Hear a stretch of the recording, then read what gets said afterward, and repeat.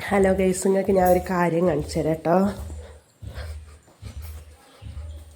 ഹുസ്ന ഹുസ്ന ഹുസ്ന തുറക്ക്, വാതിലോർക്ക് തുറക്കടി. സമയം 8:30 മണിയായി. സ്കൂൾ പോകാൻ വരാനായി. തുറക്ക് വാതിൽ.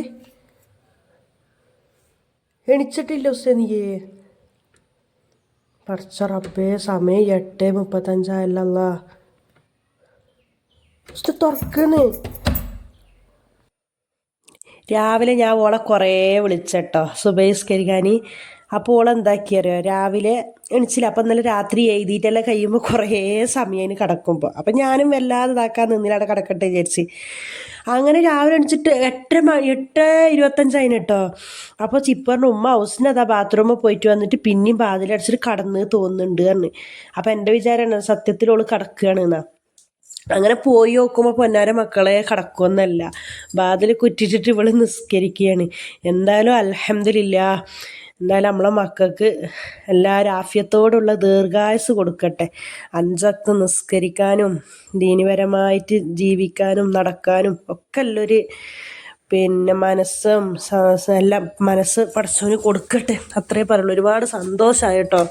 അല്ലാതെ ഇത് വെറുതായിട്ടില്ലട്ടോ വീഡിയോ എന്നല്ലേ, കണ്ടപ്പോൾ സന്തോഷം. എന്തായാലും ഏത് സമയത്തായാലും എണിച്ച് നിസ്കരിക്കുന്നുണ്ടല്ലോ, ആ ഒരു സന്തോഷം കേട്ടോ കണ്ടപ്പോൾ. നമ്മളെല്ലാവരും മക്കൾക്ക് ആഫിയത്തോടു കൂടിയുള്ള ദീർഘായുസ് അല്ലാഹ് തരട്ടെ, അത്രേ പറയാനുള്ളൂ. അങ്ങനെ പിന്നെ ഓര് പോയി. ഇന്ന് ചെറുപയറും കറിയും റൊട്ടിയായിരുന്നു കേട്ടോ. അങ്ങനെ പിന്നെ നാഷ്ടൊക്കെ ആക്കിയിട്ട് ഇരുന്നപ്പോൾ പൊന്നാര മക്കളെ പേരൻ്റെ ഉള്ളത്തെ അവസ്ഥ ഇതാണ്. ഒരു റൂം, ഒരു സൂചി കുത്താൻ പോലും സ്ഥലമല്ല, എല്ലാ സ്ഥലവും ഒരുപോലെ ആയിട്ടുണ്ട്. അങ്ങനെ പിന്നെ എന്താക്കി പറഞ്ഞാൽ പിന്നെ ഇപ്പം നോക്കിയൊന്നും നിന്നിട്ടൊന്നും കാര്യമൊന്നുമില്ല. ഇതൊന്നും ഇപ്പം ആരും കാണിച്ചു കൊടുത്തിട്ടൊന്നും കാര്യമൊന്നുമില്ലല്ലോ.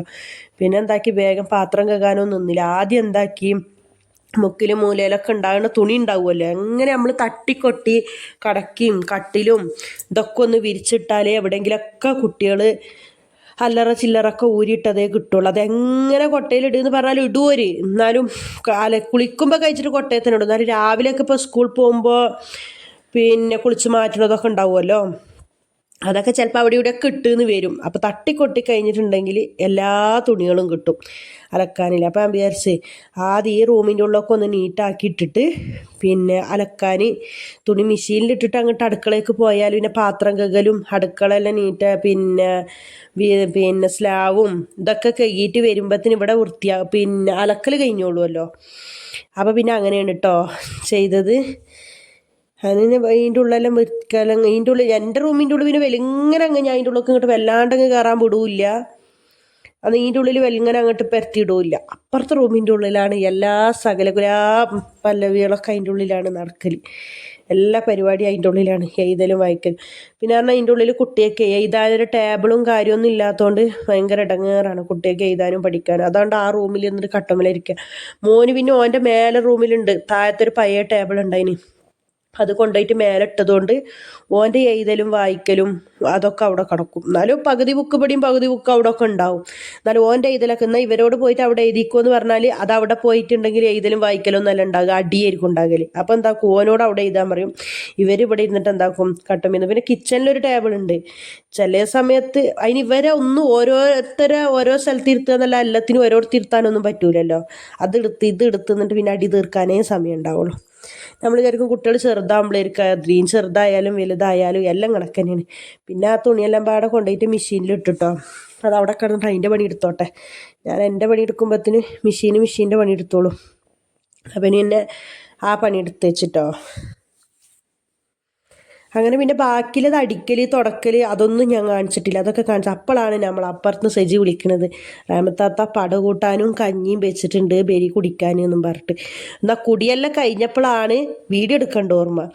അങ്ങനെ നല്ല ചേമ്പും പപ്പായും കായും ചേനയും പോളിയും എല്ലാം കൂടി ഇട്ടിട്ടില്ല കൂട്ടുകറിയും പടുകൂട്ടാനും ചെമ്മീനും തേങ്ങയും പൊടിച്ചിട്ടുള്ളതും പിന്നെ നല്ല ഉള്ളിയും മുളകും ചുട്ട ചമ്മന്തി ഇല്ലേ, അതുമാണ് കേട്ടോ. അങ്ങനെ അടിപൊളി ടേസ്റ്റ്. എത്ര സേജി പെട്ടെന്ന് ഉണ്ടാക്കിയല്ലോ, സൂപ്പർ ടേസ്റ്റ് ആയിരുന്നു. മാത്രം അടിപൊളി സാധനമായിരുന്നു, ഒന്നും പറയാനില്ല. എന്തായാലും നമ്മൾ അയൽവാസി സ്നേഹം, സുഹൃത്ത് സ്നേഹം എല്ലാം നാട്ടുകാർ സ്നേഹം അള്ളാഹു മരണം വരക്കും നിലനിർത്തി തരട്ടെ. അങ്ങനെ പിന്നെ ഞാനും ഇട്ടിട്ടോ നല്ല പച്ചരിൻ്റെ കഞ്ഞിയായിരുന്നു. പച്ചരിൻ്റെ കഞ്ഞിയും നല്ല പടൂട്ടാനും ഇതെല്ലാം കൂട്ടിയിട്ട് അടിപൊളി ഒരു ഒന്നൊന്നര പിടിയും പിടിച്ചിട്ട് വന്നിട്ട് അപ്പോഴത്തേക്കിനും എൻ്റെ ഏകദേശം എല്ലാ പണികളൊക്കെ ആയിട്ടുണ്ടായിന്. എൻ്റെ പണിയെല്ലാം കഴിഞ്ഞതിന് ശേഷമാണ് ഓരെന്നെ വിളിക്കുന്നത്.